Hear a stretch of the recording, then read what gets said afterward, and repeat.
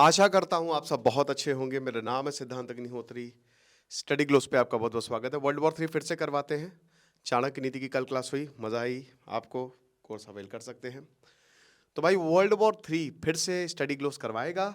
अच्छा article economic times का। और बात करेंगे, देखिए रशिया के जो प्लान्स हैं वो काफ़ी ज़्यादा डराने वाले हैं। जो यूरोपियन लीडर्स हैं, पूरा यूरोप जो है इस समय काफ़ी ज़्यादा डरा हुआ है रशिया को लेकर। डोनाल्ड ट्रंप आए हैं, रशिया का जो कॉन्फिडेंस है वो 7वें आसमान पे है। रशिया को ईरान, हालांकि सीरिया के बाद रशिया काफ़ी कमज़ोर भी हुआ, ईरान भी काफ़ी कमज़ोर हुआ, लेकिन भाई अगर रस से बाल गए, जब जल गए पर बाल नहीं गया, एक घटिया एकदम मिमिक्री। तो रशियन एग्रेशन यूक्रेन से आगे जाएगा, इसमें कोई दो राय है ही नहीं। यूक्रेन नेटो नेटो नेटो कर रहा था, तो रशिया ने बोला बेटा इतना भी नेटो नेटो मत करो। रशिया ने आग्रह किया, इसमें गलती ज़्यादा यूक्रेन की है ना, लेकिन रशिया माना नहीं। अमेरिका का तो काम ही है कि अमेरिका तो भैया सुन यार, ये ले हथियार ले ले, मार, पीछे हम हैं। लेकिन वो अमेरिका खाली पीछे से तमाशा देखता है। अमेरिका ने तो यूक्रेन को बहुत बुरा फंसाया है, उसको हथियार वित्यार दे के हमला करवा दिया, और इसमें अमेरिका मदद भी नहीं करने वाला। यूक्रेन बर्बाद हो चुका है एक तरीके से, लोग मर गए हैं। Russia no doubt war crime Russia ने किया है, इसमें कोई दो राय है ही नहीं। वॉर क्राइम्स किए हैं रशिया ने, और ये युद्ध जो है वो चलेगा व्लादिमीर पुतिन 110%। अभी यूक्रेन और दूसरा स्टेप 2 नेटो कंट्रीज। वक्त की बात है दोस्त, वक्त की बात है। अब रशिया जो है सबसे पहले उसने वार्निंग दी अमेरिका को, यूरोप को भी, कि हमारे पास न्यूक्लियर बॉम्ब है। हमने अपनी न्यूक्लियर डॉक्ट्रिन तक चेंज कर दी जब यूक्रेन ने मिसाइल मारी। लेकिन वार्निंग साइंस यही है कि बाकी पार्ट्स ऑफ द यूरोप में भी ये फैलेगा। जर्मनी ऑलरेडी डरा हुआ है। देखिए जर्मनी को कंट्रोल करके रखा गया है। जर्मनी जब भी पावरफुल हुआ है तो पूरी दुनिया की बैंड बज गई है। तो जर्मनी को काफ़ी हद तक कंट्रोल करके रखा हुआ है। लेकिन यहाँ पे जो जर्मन डिफेंस मिनिस्टर हैं बोरिस पिस्टोरियस, उन्होंने बोला है कि देखिए कॉन्फ्लिक्ट आगे भी जाएगा और रशिया नेटो मेंबर स्टेट्स को मार सकता है। अब ये स्टेटमेंट डिफेंस मिनिस्टर की आ रही है, ऐसा तो है नहीं। देखिए फालतू तरीके से कोई स्टेटमेंट देगा नहीं, पाकिस्तान तो है नहीं कि कोई भी कुछ भी बोल दे। ये सब बहुत ही जिम्मेदार लोग हैं, और अगर ये बोल रहे हैं तो रशिया के प्लान्स को पता है। इन्होंने ये डेट भी दे दी कि we must be ready for war by 2029। Pistorius ने ये तक बता दिया कि वर्ल्ड वॉर 3 2029 तक होगा। और रशिया भी अपने स्टेटमेंट में कई बार ये बोल चुका है। देखिए वर्ल्ड वॉर तो चल ही रहे हैं पूरी दुनिया में। जो 3 कंटेंशियस पॉइंट थे उनमें ऑलरेडी जो है वो वॉर छिड़ा हुआ है। तो वर्ल्ड वॉर 3 कहीं ना कहीं तो हो ही रहा है। भारत हमेशा से दूर रहा है। भारत भी वर्ल्ड वॉर 1 वर्ल्ड वॉर 2 में थोड़ी ना भारत ने इनडायरेक्टली हिस्सा लिया था, लेकिन खैर जिताया भारत नहीं, क्योंकि वहां सारे के सारे जो सैनिक थे वो तो भारत के ही थे। तो भारत तो वैसे भी दूर रहा था वर्ल्ड वॉर 1 और वर्ल्ड वॉर 2 से, और वर्ल्ड वॉर 3 से भी रहेगा।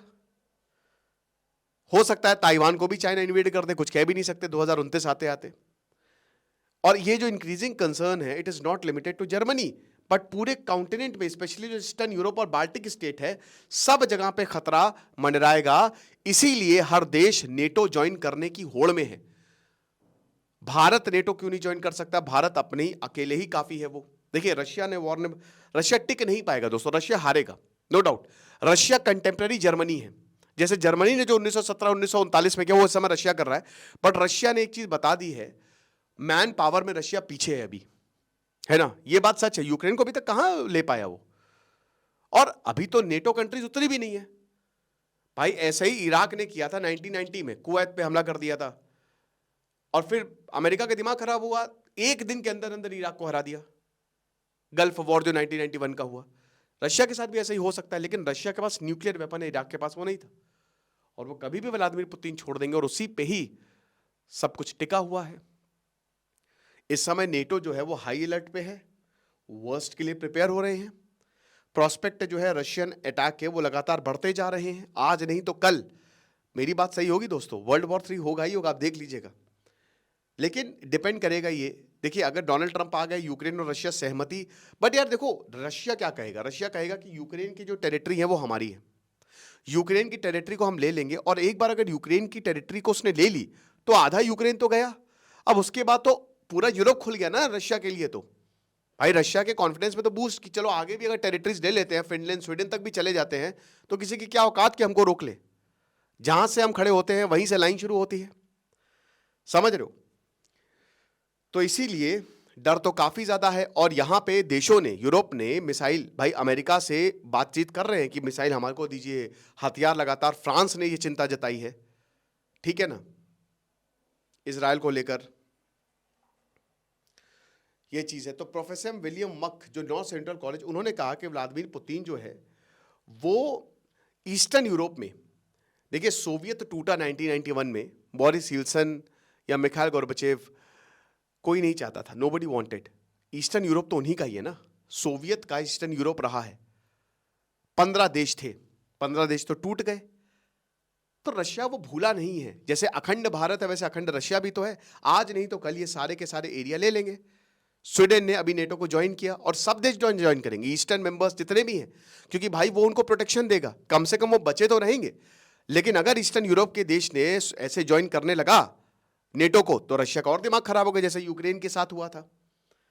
तो स्वीडिश सिविल डिफेंस मिनिस्टर ने यही बोला है, कार्ल ऑस्कर बोलिन, उन्होंने कहा है कि भाई सबसे पहले वॉर आएगा स्वीडन में। जिस तरीके से हिटलर ने पहले पोलैंड को इन्वेड किया था, वैसे रशिया पहले स्वीडन को इन्वेड करेगा। तो मेंटली हम, भाई इन्होंने तो लीफलेट्स बंटवा दिए थे ना अभी कि भैया तैयार रहो, फिनलैंड ने और इन सब कि तैयार रहो भैया, वॉर आ जाएगा, खाना बचाना शुरू कर दो, न्यूक्लियर वॉर हो सकता है, ये सब बंटवा दिए थे। तो एक पॉसिबिलिटी बहुत बड़ी है। अब बाल्टिक स्टेट जो सबसे बड़ा नेटो का फ्लैश पॉइंट है, जो आप देख रहे हैं, है ना, लुधियाना नहीं है, ये लुधियानिया, लातविया, एस्टोनिया, ये जितने भी ये बाल्टिक सी है ना, ठीक है ना, ये बाल्टिक स्टेट जहां पे ये पूरा का पूरा, रशिया बगल में ही है, ईस्टर्न यूरोप है ये। अभी तो बड़ा मजा आ रहा है, लेवल लेवल कर रहे हो, लेकिन बाद में पता चलेगा। तो इस्टोनिया, लातविया और लिथुआनिया ये हाई अलर्ट पे है, क्योंकि रशिया से बॉर्डर शेयर करता है। रशिया का तो वही अखंड रशिया वाला प्लान है पुतिन का इस समय अपर हैंड है। अमेरिका ने तो, डोनाल्ड ट्रंप ने तो बोल दिया कि भैया हम पैसे वैसे नेटो को नहीं देंगे। नेटो से इन्वॉल्वमेंट अमेरिका का कम हुआ तो व्लादिमीर पुतिन को हरी झंडी मिल गई। अभी और भी हो सकता है। कैसे? डोनाल्ड ट्रंप और व्लादिमीर पुतिन पर्दे के पीछे अच्छे दोस्त हैं। ये सबको पता है कि व्लादिमीर पुतिन ने 2016 में डोनाल्ड ट्रंप की बड़ी मदद की थी, इसकी वजह से वो इलेक्शन जीते थे। हो सकता है अमेरिका हाथ छोड़ दे, हो सकता है यूरोप से हाथ, जैसे जो अमेरिका का प्रवृत्ति रही है। लेकिन फिर नेटो को कैसे? क्योंकि नेटो पूरा इसी पे ही टिका हुआ है, अमेरिका पे ही टिका हुआ। अमेरिका मदद करेगा, मिलके रहेंगे, वही कटेंगे तो बटेंगे, है ना, एक है तो सेफ है। वही नेटो की टैगलाइन होनी चाहिए मेरे हिसाब से। तो रशिया के जो भी बॉर्डर शेयर करता है वो तो ऑलरेडी डरे हुए हैं। एस्टोनिया ने जो 200 मील लंबा इनका बॉर्डर है, बैठा दिए सिक्योरिटी, मिसाइल सब तैनात कर दिया। वल्नरेबिलिटी बहुत ज्यादा है, ये क्रिटिकल जोन है, क्योंकि ये रशियन एग्रेशन का प्राइमरी टारगेट हो सकता है। बाल्टिक स्टेट जो होते हैं वो इस समय, अगर बाल्टिक पे गया रशिया, बाल्टिक स्टेट पे गया, तो समझिए दिक्कत बहुत ज्यादा होने वाली, क्योंकि फिर रशिया और आगे जाएगा। वही तो बात है ना, आप टेरिटरी किसी को दे नहीं सकते। तो इसमें व्लादिमीर ज़ेलेंस्की गलत नहीं है। जब डोनाल्ड ट्रंप बोलते हैं कि व्लादिमीर ज़ेलेंस्की को टेरिटरी दे देनी चाहिए, तो वो बोलते कि भैया आज वो यहां पे आ गए, फिर आगे बढ़ जाएंगे, वो रुकेंगे थोड़ी ना। अगर आपने, भाई ये वही बात है कि दुश्मन कमजोर पड़ा, उसका कॉन्फिडेंस और बढ़ गया, मारेंगे तो क्या कर लेगा ये, है ना। सुवाल्की गैप जो कि एक बहुत बड़ा लैंड कॉरिडोर है बेलारूस और रशिया, कैलिनिंग्राड एक्सक्लेव में, ये भी एक मेजर पॉइंट ऑफ कंसर्न है, क्योंकि ये पोलैंड से बाल्टिक स्टेट को कनेक्ट करता है। अब आप एक बात समझिए, ये एक पॉइंट ऑफ कंसर्न है। सप्लाई लाइन काट दो, हर कोई यही करता है। एक बार सप्लाई लाइन गई, main road, main railway line अगर कट करोगे तो आपका ही ये है, ये पूरा आपका है। युद्ध ऐसा ही हुआ है, पहले भी ऐसा ही होता था भाई। जब इतने बड़े बड़े रणथंबोर का किला या आमेर का किला जब जीता गया, तो सप्लाई लाइन तो पहले काटी ताकि सप्लाई ना पहुंच पाए। यही हिसाब किताब है। तो मल्टीपल ऑप्शंस हैं यहां पे। लेकिन एक चीज बड़ी बात है कि यहां रशिया के पास इतने, रशिया दिक्कत में आएगा क्योंकि लैंड इनकर्जन्स के उसके पास ऑप्शंस जो हैं वो लिमिटेड हैं। ये चीज है, ये है यहां पे, ये एरिया जो है ना, इसको टारगेट कर सकता है। यूक्रेन यहां पे है, ये एक बहुत बड़ा कॉरिडोर है कि आपको यहां पे, लेकिन वही बात है ना कि लैंड ऑप्शंस लिमिटेड है, क्योंकि यहां पे रशिया को काम करना पड़ेगा और रशिया के पास मदद उतनी है नहीं। रशिया अकेला पड़ जाएगा, ईरान कुछ कर नहीं सकता इस समय, तो ईरान बहुत ही कमजोर पोजीशन में है।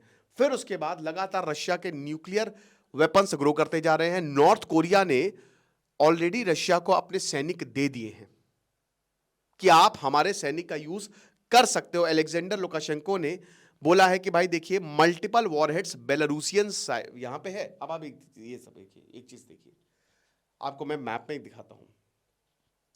ये आपका बेलारूस, आप बेलारूस को रशिया का पार्ट ही समझिए, ठीक है। बेलारूस अलेक्जेंडर लुकाशेंको पैर छूते हैं डेली व्लादिमीर पुतिन के, पाए लागू गुरुजी, है ना, क्योंकि इन्हीं की वजह से इनकी सरकार टिकी है। यहां पे आएंगे, ये है आपका सुवाल्की कॉरिडोर, आसानी से यहां पे हमला करके ये पूरे एरिया को ये ले सकते हैं। पोलैंड भी गया, लुथेनिया, लातविया, एस्टोनिया जो बाल्टिक स्टेट्स है वो भी गई। इनके पास इतनी आर्मी है नहीं, ये पूरा अमेरिका या यूरोप पे निर्भर है। बहुत बढ़िया चांस है रशिया के पास, व्लादिमीर पुतिन के पास इस समय गोल्डन चांस है, लेकिन वो वेट कर रहे हैं, वो वेट एंड वॉच कर रहे हैं, क्योंकि यूक्रेन इस समय काफी कमजोर पोजीशन पे है। और न्यूक्लियर पोजीशन में अलेक्जेंडर लुकाशेंको ने बोला कि भैया हमने तो न्यूक्लियर वॉरहेड्स जो हैं वो लगा दिए हैं। ऑस्ट्रिया में क्या हुआ कि जब हिटलर गया इन्वेड करने के बाद, तो लोगों ने हथियार ही नहीं उठाए, लोगों ने वेलकम किया, हिटलर आ गया, हिटलर आ गया, और उसके बाद उसने वो कत्लेआम मचाया कि क्या बताएं। तो वही है, डायरेक्ट कॉन्फ्रंटेशन का रिस्क जो है वो बढ़ता जा रहा है। और रशिया ने अपनी न्यूक्लियर स्टोरेज फैसिलिटी को भी बेलारूस में अपग्रेड किया। बेलारूस में लगातार वो काम कर रहा है, धीमे धीमे वो वेपन्स भेज रहा है, न्यूक्लियर वेपन्स भेज रहा है, टैंक्स भेज रहा है, सोल्जर्स भेज रहा है बेलारूस को वो ताकतवर, क्योंकि मेन बेलारूस से ही एंट्री पॉइंट है, रशिया डायरेक्ट थोड़ी ना, जैसा आपने देखा। ये अपग्रेड्स जो है ये रशियन न्यूक्लियर रेडीनेस को एनहांस करने वाले हैं और सिग्निफिकेंट एस्केलेशन होने वाला है। तो वही बताया है कि इसकी वजह से नेटो डेंजर में आ सकते हैं। क्या कर लेगा अमेरिका? कोई वॉर नहीं चाहता। ये वर्ल्ड वॉर 2 जैसी सिचुएशन क्रिएट होती जा रही है कि हिटलर, हालांकि व्लादिमीर पुतिन उतने ताकतवर नहीं है जितना उस समय हिटलर था, जर्मनी था, है ना, लेकिन डर यहां पे बहुत ज्यादा है। हिटलर की डर के मारे कि भाई हम वॉर नहीं चाहते, कितनी सारी ट्रीटी साइन कर दी। हिटलर को यहां तक कि भाई जो तुमको सडन लैंड चाहिए, चेकोस्लोवाकिया ले लो तुम, यही यूक्रेन के साथ ना हो जाए, कहीं डोनाल्ड ट्रंप बोल दे ले लो बेटा, कि भाई वॉर नहीं चाहिए हमको, और उससे उसका कॉन्फिडेंस बढ़ा। लेकिन रशिया अभी जर्मनी का आधा भी नहीं है, समझ रहे हैं? तो डर तो काफी ज्यादा है। ठीक है, अब मोल्डोवा और बाल्कन्स जो हैं ये भी फ्लैश पॉइंट है। अब जो नेटो का ईस्टर्न फ्लैंक है उसने भी, भाई देखिए, जैसे मोल्डोवा जो है छोटा सा देश, वो रिस्क पे है, वहां पे ऑलरेडी रशिया ने अपनी मिलिट्री प्रेजेंस बनाई है। सिंपल सा, धीमे धीमे अपनी मिलिट्री बढ़ाते रहो, इधर लड़ाई कर रहे हो उधर भी लड़ाई छेड़ दो, इतने बस आदमी होने चाहिए, इतने वेपन्स होने चाहिए।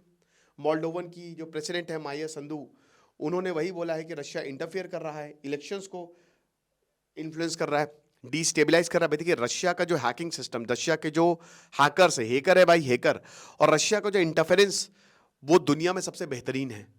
अमेरिका भी इतना तगड़ा नहीं जितना रशिया अनस्टेबिलिटी अंदर से ही क्रिएट कर देगा, ठीक है ना। रशिया के जो मिलिट्री कमांडर इस समय रुस्तम, उन्होंने बोला कि देखिए एक कॉरिडोर बनाना चाहते हैं हम सदर्न यूक्रेन से लेकर ट्रांसनिट्रिया तक, ताकि जो रीजन का फ्यूचर है वो सिक्योर रहे। ये रशिया का स्टेटमेंट है, बताइए। और बाल्कन्स जो रशियन इन्फ्लुएंस है वहाँ सर्बिया, जॉर्जिया में भी वो लगातार बढ़ाता जा रहा है। जो रियर एडमिरल मार्क मोंटगेमरी है, उन्होंने कहा कि सर्बिया से ये अपने टाइज और बढ़ा रहे हैं, अगेन जॉर्जिया पे इन्फ्लुएंस करेंगे। सोवियत वाला पूरा पार्ट, मुझे तो यही लग रहा है कि जो ईस्टर्न यूरोप जो 1991 में था वही होने वाला है। लेकिन सबसे बड़ी बात, क्या नेटो यूनाइट रहेगा? ये बहुत बड़ा सवाल है। यूरोप यूनाइटेड है, यूरोप ने हाथ मिलाया है, लेकिन क्या देश मुसीबत पड़ने पर मदद पे आएंगे? अमेरिका ने तो बड़ी बातें हाँ की थी, डीगे छोड़ी थी कि भैया यूक्रेन पे हमला होगा तो हम पे हमला। जब हमला हुआ तो ठीक है, यूक्रेन को हथियार दिए, लेकिन डायरेक्ट अमेरिका नहीं कूदा, कोई यूरोपियन देश नहीं कूदा। इनफैक्ट वो तो कहने लगे कि ठीक है भैया लड़ाई माफ करो, छोड़ो। और अब तो डोनाल्ड ट्रंप यही कह रहे कि यूक्रेन का जो हाल है वो हाल है, कुछ नहीं कर सकते हम। अब इनकी जो फाइट है बायराक्टर TB2 अनमैन्ड कॉम्बैट व्हीकल, ठीक है, उससे है। टर्किश मेड ड्रोन है जो एंटी आर्मर वेपन्स जो है वो कैरी कर सकता है, ठीक है, यूक्रेनियंस के लिए। यूक्रेन एम्बेसडर जो कैपिटल टर्की की अंकारा में, वैसाइल बॉडनार, उन्होंने कहा है कि ड्रोन्स जो है वो काफी एफिशिएंट रहे हैं। और वीडियो जो यूक्रेन मिलिट्री पोस्ट कर रही है वो बताता है कि रशिया को मार रहे हैं, बात सच है। यूक्रेन से जीतना आसान नहीं है, आप नहीं जीत पा रहे हो। ये एकदम, मैंने क्या बताया, जर्मनी जितना ताकतवर अभी रशिया नहीं है। तो क्या वाकई में रशिया इन्वेड कर देगा? मुश्किल होगा, क्योंकि जब आप मैच खेलने जाते हो तो आप प्रिपरेशन के साथ जाते हो। अभी आप यूक्रेन को तो हरा लो पहले, ड्रोन्स नाक में दम कर रहे हैं, हथियार तो दे ही रहा है ना, सप्लाई दे दी तो क्या ही दिक्कत है, पैसे दे दी तो क्या ही दिक्कत है, तो हथियार तो मिल ही रहे हैं। यूक्रेन ने भी बैकडाउन थोड़ी ना कि उसने अपनी टेरिटरी छोड़ दी है, मार तो रहा ही रशिया को, मिसाइल दाग दी भाई रशिया, डीप इनटू रशिया, समझ रहे हो? तो यहां पे नेटो की जो यूनिटी है ये सबसे इंपॉर्टेंट रहेगी। एक यूनिफाइड नेटो जो है वो पुतिन के एक्सपेंशन को रोक देगा, लेकिन अगर कोई भी नेटो का देश टूटा तो प्रॉब्लम होगा। तो सुवाल्की गैप, बाल्टिक स्टेट और जो न्यूक्लियर एस्केलेशन है बेलारूस में, वो एक स्ट्रांग पॉइंट्स रहेंगे।